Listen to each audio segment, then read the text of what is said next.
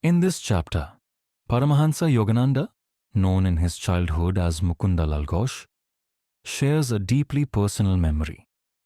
It is the story of how he lost his mother at a young age and how she left him a final, mysterious gift, a small amulet that carried not only her love but a prophecy from a wandering saint. This is not simply a tale of loss. It is a window into the hidden ways divine guidance works in our lives, often through the people we love the most. The story begins in Gorakhpur, a small but lively city in northern India. Mukunda was then a boy full of energy and spiritual curiosity. His mother's presence was the guiding light of his early life, a source of comfort, inspiration, and deep faith. In the Ghosh household, she was more than just a mother. She was the quiet saint of the family. Her devotion to God infused the atmosphere of the home. She lived simply, served selflessly, and taught her children not only by words, but by the purity of her example. It was in this warm and protected environment that Mukunda's young soul was nurtured. But one day, without warning, that shelter of maternal love was taken from him. Mukunda was at home in Gorakhpur when his eldest brother Ananta arrived unexpectedly from Kolkata. The sight of Ananta should have brought joy. Family visits always did. But this time, something was different. Ananta's face was solemn. His voice was heavy. Before Mukunda could ask what was wrong, the words fell like a stone into his heart. Our mother has left this world.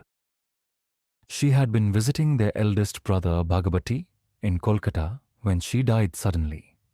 There had been no illness that gave warning, no farewell, no final embrace, just the sharp, unexpected cut of loss. For a child so close to his mother, it was a blow that shook the foundation of his young life. Yogananda would later write that in that moment, a deep shadow entered his heart. After delivering the heartbreaking news, Ananta reached into his belongings and brought out a small, carefully wrapped object. He handed it to Mukunda with great care. It was an amulet, finely made, with an otherworldly beauty. Ananta explained that just before her passing, their mother had called him to her side and given him this amulet for Mukunda. But it wasn't just a keepsake. It carried a story and a prophecy. Ananta told him that many years earlier, when Mukunda was still a baby, a wandering holy man had appeared at their home. This saint was unknown to the family. He arrived without introduction, dressed in the simple robes of a renunciate, and radiating a spiritual presence that immediately drew their respect. He had come, he said, with a message for the child's mother. Her young son, the saint declared, was destined for a great spiritual mission. His life would touch countless souls, but the path ahead would not be without challenges. And for that reason, the boy would need divine protection.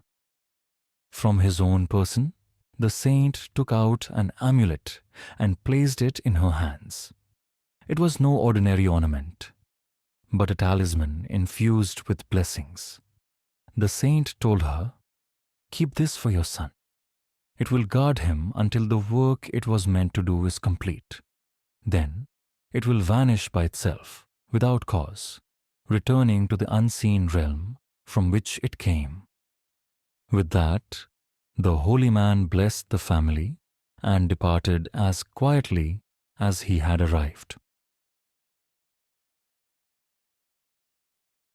Now, on her deathbed, years later, Yogananda's mother remembered that promise. She gave the amulet to Ananta, asking him to pass it on to Mukunda. She knew she would no longer be there to guide him through life. But perhaps, through this gift, a part of her love and protection could remain.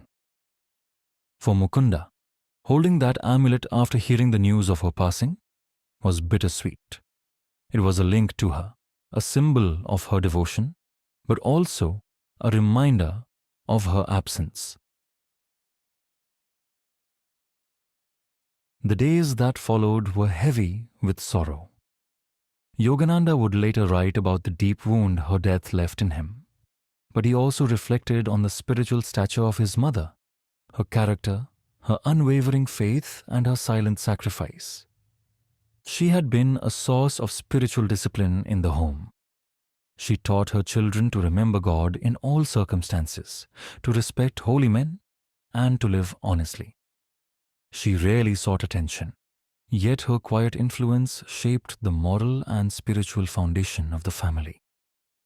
Her departure was more than the loss of a parent. It was the loss of a spiritual guide. Years passed. Mukunda grew into the young man destined to become Paramahansa Yogananda, a seeker of truth, a disciple, and later a teacher who would bring yoga to the West.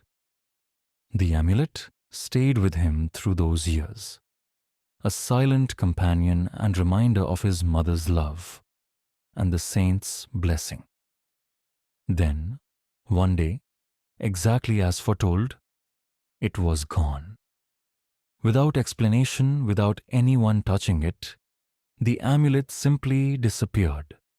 No search could recover it. For Yogananda, this was no coincidence. It was a clear sign.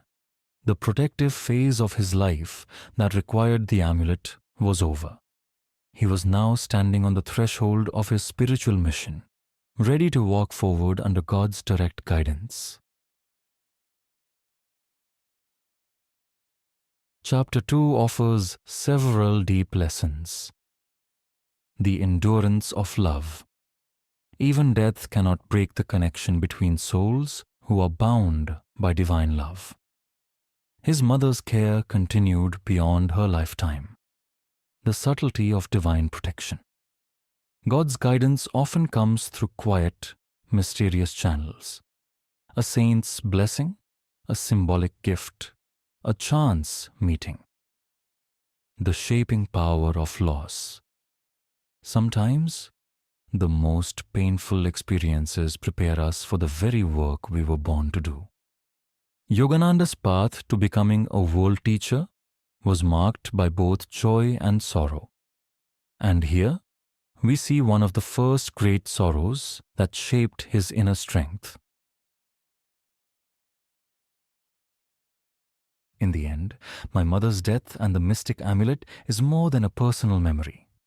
It is a meditation on the hidden ways the divine hand moves in our lives, through saints we meet only once, through parents whose love shapes our destiny, and through the strange, unexplainable signs that remind us we are never alone. It is a chapter of grief, yes, but also of reassurance that beyond the visible world, there is a constant, unseen protection guiding us toward our purpose.